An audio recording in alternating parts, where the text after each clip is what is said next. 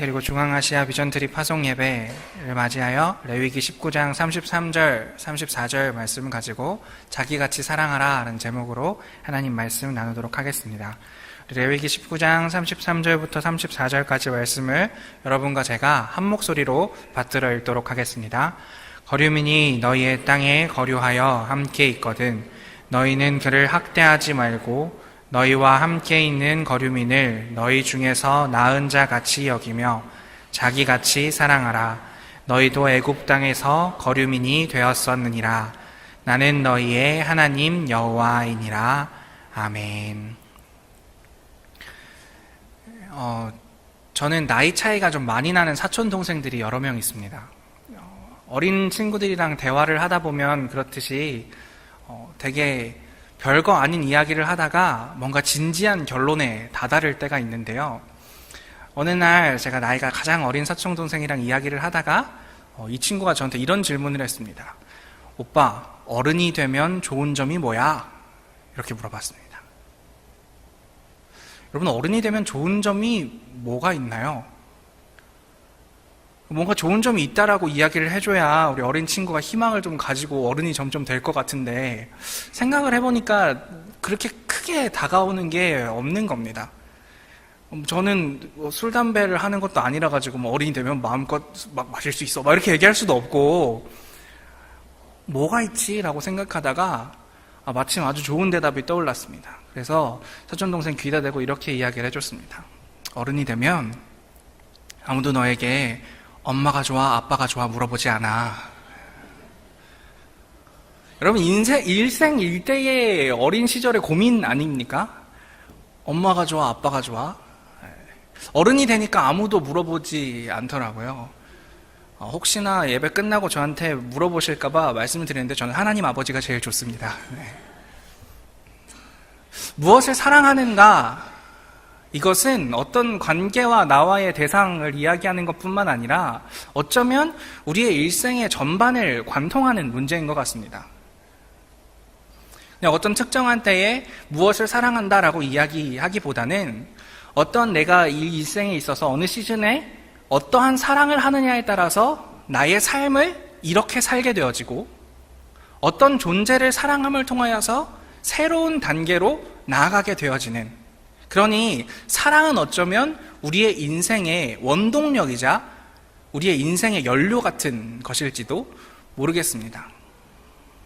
그래서 우리에게 무엇을 사랑하는가 하는 것은 너무너무 중요하고 소중한 일입니다.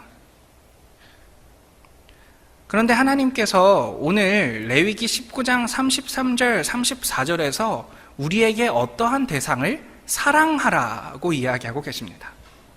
그런데 그것이 그냥 단순히 사랑하라는 문제가 아니라 자기같이 사랑하라 라고 이야기하고 계십니다. 여러분, 누군가를 자기같이 사랑한다는 것이 쉽습니까?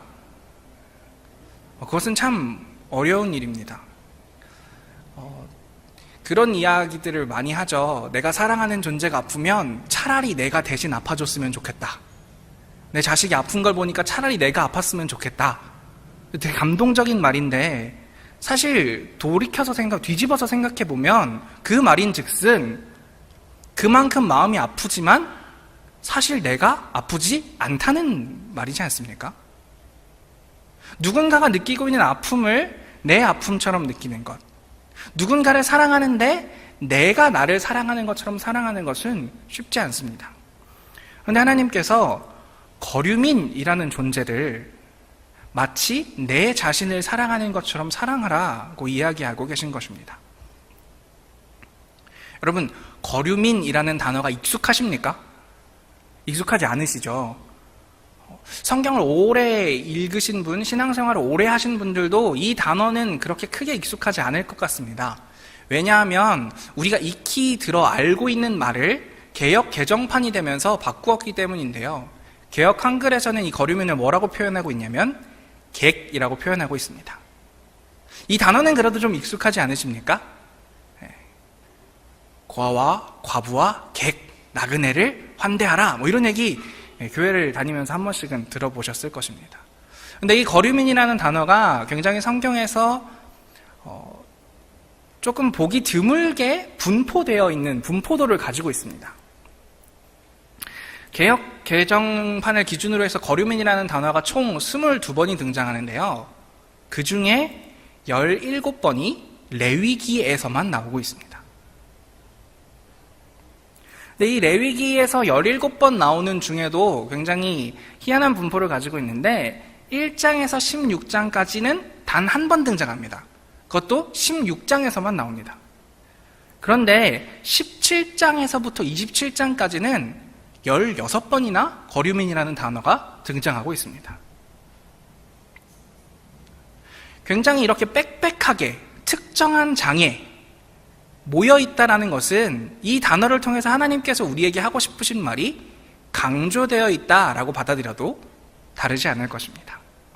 그렇다면 왜 레위기 1장부터 16장까지는 한 번밖에 등장하지 않는데 17장 이후로는 16장 이후로는 거류민이라는 단어가 많이 등장하는 것일까요? 그걸 알기 위해서는 레위기의 구성을 알 필요가 있습니다. 출애굽기에서부터 시작해서 레위기 16장까지는 어떤 내용을 다루고 있냐면 이스라엘 백성이 출애굽해서 부족함 가운데서도 하나님의 은혜로 하나님의 백성이 되어가는 과정을 그리고 있습니다. 그리고 17장부터는 무엇이 나오고 있냐면 우리가 흔히 성결법이라고 부르는 것들인데요. 하나님의 백성이 된 너희들이 어떻게 살아야 하는지를 기록하고 있는 것이 레위기 17장부터 나와 있는 내용입니다. 그러니 이렇게 정리해 볼 수 있겠습니다. 하나님의 백성이, 은혜로 된 하나님의 백성이 어떻게 하나님의 백성이 되어가는가, 그 과정을 지나서, 쉽게 얘기하면 우리가 구원받은 하나님의 자녀들로서 어떻게 구원받는가를 지나서 구원받은 하나님의 백성이 된 이후에 어떻게 살아야 하는가를 설명할 때에 거류민이라는 단어를 빼놓고는 설명하기가 쉽지 않았다는 것을 의미합니다. 그런데 이를 자기와 같이 사랑하라 라고 하나님께서 말씀하고 계신다는 것입니다. 하나님께서는 레위기에서 거류민이라는 단어를 통해서 우리의 사랑의 대상에 대해서 묻고 계십니다. 하나님께서 우리에게 사랑할 수 있는 에너지를 불어넣어 주셨습니다. 그것은 창조 때부터 우리에게 있는 에너지입니다. 그래서 우리는 누구나 사랑할 수 있습니다. 그러나 하나님께서 우리에게 집중하시는 것은 우리가 어떤 것을 사랑하느냐, 그것에 집중하고 계시다는 것입니다. 그러면서 하나님께서는 너희가 사랑해야 될 대상에 대해서 알려주고 계신데 그것이 바로 거류민이라는 단어로 표현되어 있다는 것입니다. 그런데 이 사랑의 대상에 대해서 하나님께서 묻고 계시는 것처럼 예수님께서도 오늘 본문에 나오는 이야기를 통해서 사랑의 대상에서 묻고 계신 장면이 있습니다. 누가복음 10장입니다. 이 누가복음 10장에서는 어떤 내용이 등장하고 있냐면 어떤 율법교사가 예수님을 찾아옵니다. 그리고 예수님께 이렇게 질문하는 것이죠. 선생님, 내가 무엇을 하여야 영생을 얻겠습니까? 그래서 예수님께서 되려 질문하십니다. 성경에 무엇이라고 써 있느냐?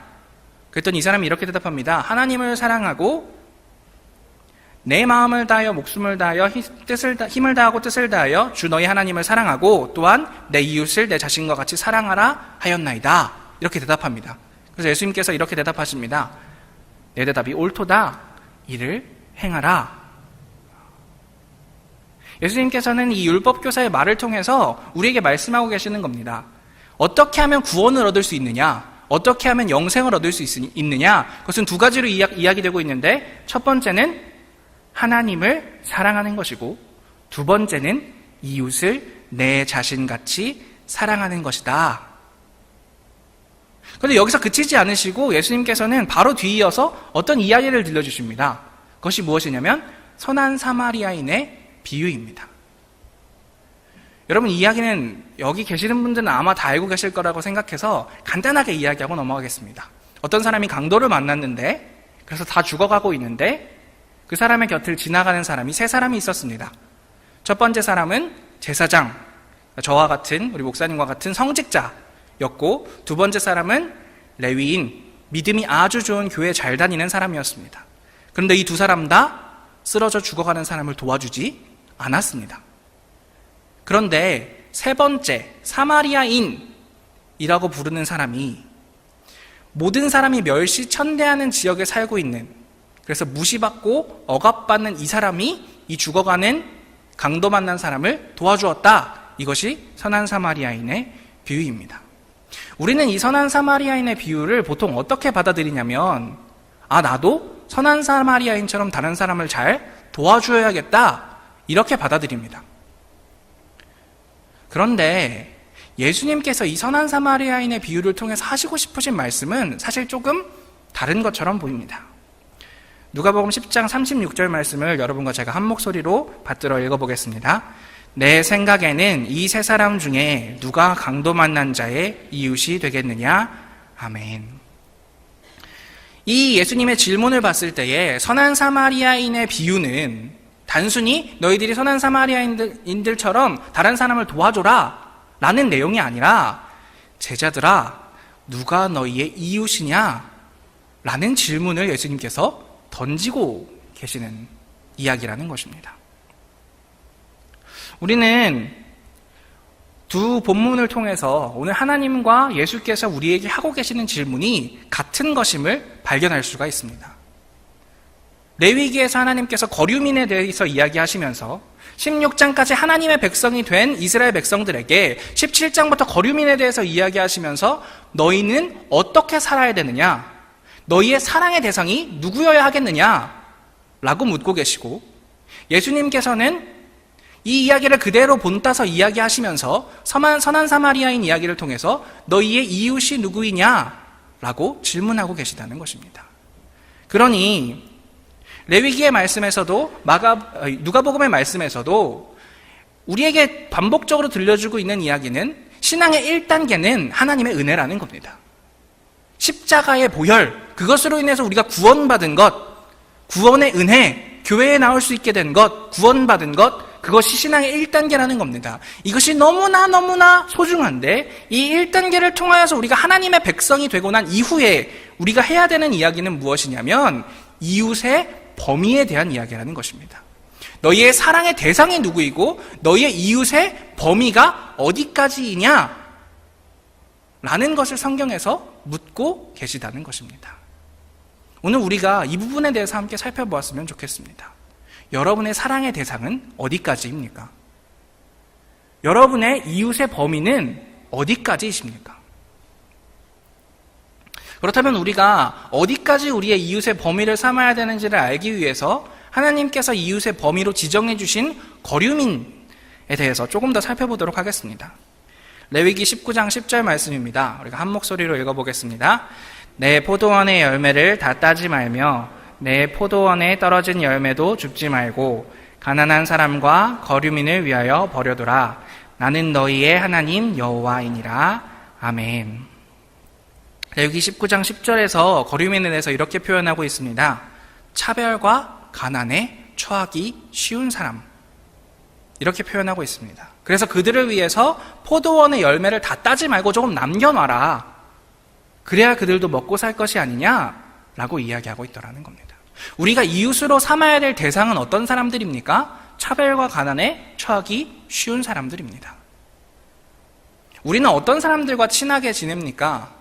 우리랑 지적 수준이 비슷한 사람, 생활 수준이 비슷한 사람, 우리가 가는 곳에서 쉽게 만날 수 있는 사람들, 언제 어디서 만나도 말이 잘 통하는 사람들, 우리는 그들을 우리의 이웃으로 여기면서 살아갑니다. 그러나 하나님께서 특별히 지정하셔서 너희가 거류민의 이웃이 되거라 라고 이야기한 사람들은 나보다 차별과 가난에 처하기 쉬운 사람, 어쩌면 누군가가 포도 열매를 남겨주지 않으면 살아가기가 쉽지 않은 사람들, 그 사람들을 우리의 이웃으로 삼아야 된다는 이야기입니다. 다른 말씀 하나만 더 찾아보겠습니다. 레위기 19장 33절 말씀입니다. 우리 한 목소리로 받들어 읽겠습니다. 거류민이 너희의 땅에 거류하여 함께 있거든 너희는 그를 학대하지 말고. 아멘. 19장 33절에서는 거류민을 무엇이라고 표현하고 있습니까? 학대받는 존재로 표현하고 있습니다. 여러분, 학대는 언제 일어납니까? 우리는 어떤 대상을 언제 학대할 수 있을까요? 그건 나와 다르게 느껴질 때입니다. 여러분, 예를 들어 여기 있는 식물, 여기에 예쁜 꽃이 피어 있다고 생각해 보겠습니다.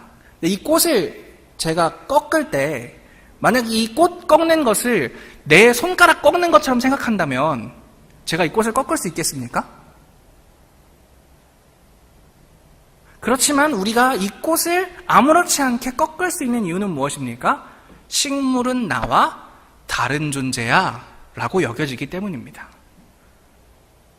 우리가 삼겹살을 맛있게 구워 먹으면서 불편해하지 않는 이유는 무엇입니까? 돼지는 나와 다른 존재야 라고 생각할 수 있기 때문에 아무렇지 않게 다른 동물들의 살을 먹을 수 있는 것이죠. 여러분, 학대는 언제 시작되냐면 어떠한 대상을 나와 다르게 느끼는 데서 시작됩니다. 차별은 언제 시작되냐면 어떠한 대상을 나와 다르게 느끼는 데서 시작되는 것입니다. 그렇다면 반대는 무엇입니까? 사랑은 무엇이냐 하면 오늘 성경에서 이야기하는 것처럼 대상을 나와 같은 존재로 여기는 것, 그것이 사랑이다 라고 성경은 이야기하고 있다는 것입니다. 그러니 성경은 우리에게 이렇게 이야기하는 것입니다. 너희가 다르게 느껴지는 대상들, 너희와 다르다고 생각되는 사람들, 너희와 생긴 것도 다르고 피부 색깔도 다르고 하는 말도 다르고 살아온 문화도 다르고 먹는 것도 다르고 행동하는 것도 다른 그 사람들을 마치 나와 같이 여기면서 사는 것, 그것이 하나님의 백성들이 해야 할 일이다.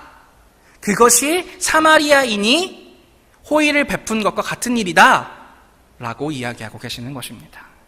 그러니 그리스도인이 살아야 하는 삶은 무엇이겠습니까? 나와 같이 느끼는 범위를 넓히는 삶이 될 것입니다. 여러분, 나를 사랑하는 사람이 있습니다. 많습니다. 우리 모두가 그렇죠. 그런데 나만 사랑하는 사람을 우리는 사랑이 많은 사람이라고 표현하지 않습니다. 그들을 우리는 이기적인 사람이라고 표현하죠. 이 나를 사랑하는 데서 범위가 좀 더 넓어진 사람들은 어떤 사람들이 있냐면 가족을 사랑하는 사람들입니다. 나와 비슷하게 생긴. 여러분, 길거리 가다 보면 와, 저 둘은 아버지와 아들이 아니면 안 된다. 너무 닮은 분들이 있잖아요. 나랑 닮게 생긴 사람들, 나와 한 집에 사는 사람들, 거기까지 나와 같은 존재로 보는 사람들이 있는 겁니다. 그리고 어떤 사람들은 우리는 이 사람들을 의사라고 부르고 열사라고 부르는데요. 민족을, 이 땅에 살고 있는 사람들을, 같은 나라에 살고 있는 사람들을 나와 같은 존재로 생각하는 사람들이 있습니다. 그래서 그들을 위해서 목숨을 버리고 그들을 위해서 자신의 가진 것을 다 내어놓는 사람들이 있습니다.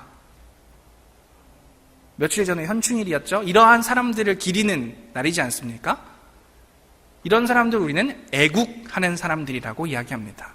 여기까지만 나와 같은 사람이라고 넓히는 것도 정말 대단한 일인데 성경은 여기에서 그치지 말라라고 이야기하고 있다는 것입니다.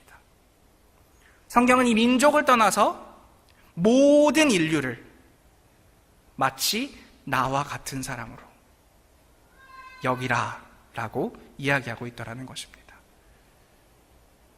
그리고 이것을 넘어서서 사실 성경이 이야기하고 있는 것은 우리가 동물이라고 부르는 존재들, 우리가 식물이라고 명명한 존재들, 하나님이 이 땅에 만들어주신 자연, 하나님이 창조하신 온 우주까지도 마치 나와 같은 존재인 것처럼 생각하면서 살 것, 그것을 요구하고 계시는 것이 거류민을 너 자신과 같이 사랑하라.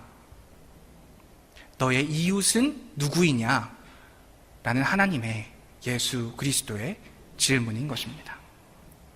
그런 점에서 저는 아름다운 교회에서 이웃의 범위에 대해서 잘 설명하고 있다고 생각합니다. 그럼 아름다운 교회의 4대 사역 무엇인지 잘 알고 계시지요? 모르셔도 지금 끄떡끄떡 하시면 됩니다. 왜 앞에 제가 띄워놨지 않습니까? 4대 사역은 인재양성, 사회복지, 실크로드 선교, 환경사역, 이렇게 아름다운 교회의 4대 사역입니다. 저는 다음 세대 사역이라고 하지 않고 인재양성이라고 한 것이 참 좋은 일이라고 생각합니다. 마치 아까 전에 이야기했던 것처럼 다음 세대 모두를 마치 내가 낳은 자식인 것처럼 기르는 겁니다. 사회복지는 무엇입니까? 내가 가진 돈을, 내가 가진 것을 나누어서 사회 어려움을 겪고 있는 사람들을 돕자는 것입니다. 실크로드 선교 무엇입니까? 우리나라, 우리 주변에 있는 사람들뿐만이 아니라 나라의 경계를 넘어가서, 문화의 경계를 넘어가서, 종교의 경계를 넘어가서 그들을 나의 사랑의 대상으로 삼자. 이것이 실크로드 선교 아니겠습니까?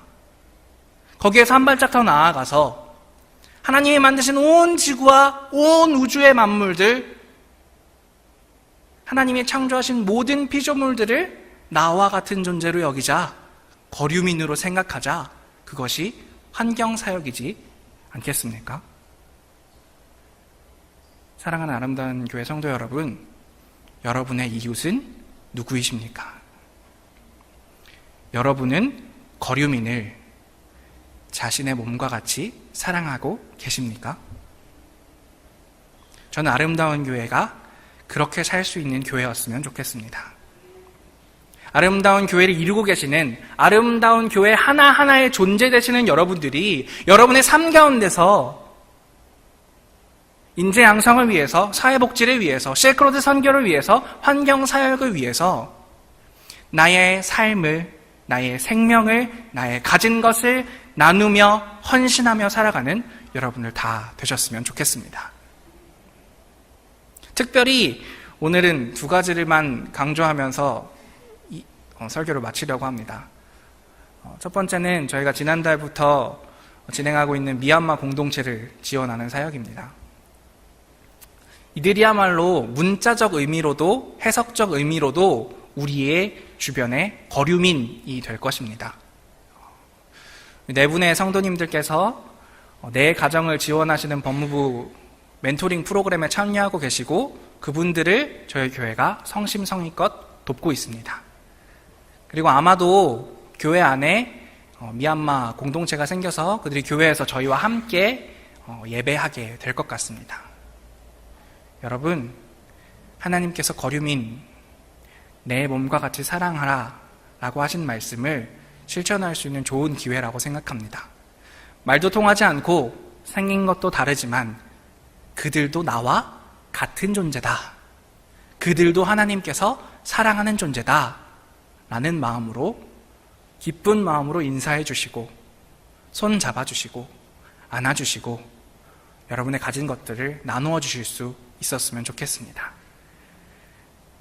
마지막으로 이야기하고 싶은 것은 이번에 비전 트립을 떠나시는 실크로드 비전 트립 팀입니다. 제가 얼마 전에 2월에 인도 다녀와서 또 나누지 않았었습니까? 여러분, 나라를 넘어간다는 것, 국경을 넘어간다는 것, 문화를 넘어간다는 것, 특히 음식을 넘어간다는 것은 정말 너무너무 어려운 일입니다. 그러나 그곳에 나와 같은 존재가 있기 때문에, 나와 같이 하나님이 사랑하시는 존재가 거기에 있기 때문에 내가 가진 시간을, 내가 가진 물질을 나누기 위해서 그곳까지 날아가는 일입니다. 여러분, 그곳에서 하나님의 영광을 위해서, 그곳에 있는 거류민들을 위해서 그들을 나 자신과 같이 생각하시는 여러분들이 되시기를 축복합니다. 그들을 위해서, 우리를 대신해서 키르기스탄에, 카자흐스탄에 나아가시는 우리 선교팀을 위해서 우리 아름다운 교회가 최선을 다해서 중보하며, 최선을 다해서 우리 가진 것을 나누며 기도하며 헌신할 수 있는 우리 모든 아름다운 교회 공동체 될 수 있었으면 좋겠습니다. 기도하겠습니다.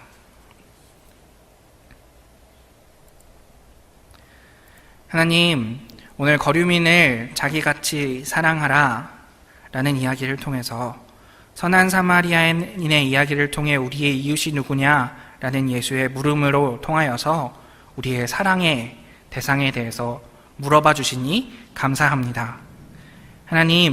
하나님께서 나와 다르게 느껴지는 존재인 거류민을 나와 같이 느끼는 사랑으로 대하라고 말씀하십니다. 우리 아름다운 교회가 그런 사랑할 수 있도록 축복하여 주시옵소서. 나만 사랑하는, 나의 가족만 사랑하는, 우리 교회만 사랑하는 그 작은 사랑에서 벗어나서 하나님 아버지의 백성으로서 하나님 아버지 백성에 걸맞게 나와 다른 사람들도 사랑할 수 있는, 나와 다른 사람들 공통점이라고는 찾아볼 수 없는 존재들까지도 마치 나와 같다고 생각할 수 있는 우리 모두들 다 되어질 수 있도록 축복하시고 인도하여 주시옵소서. 특히 미얀마 공동체와 중앙아시아 비전 트립을 통하여 하나님의 사랑이 가득 넘칠 수 있도록 축복하시고 함께하여 주시옵소서. 모든 말씀 예수님 이름으로 간절히 기도합니다. 아멘.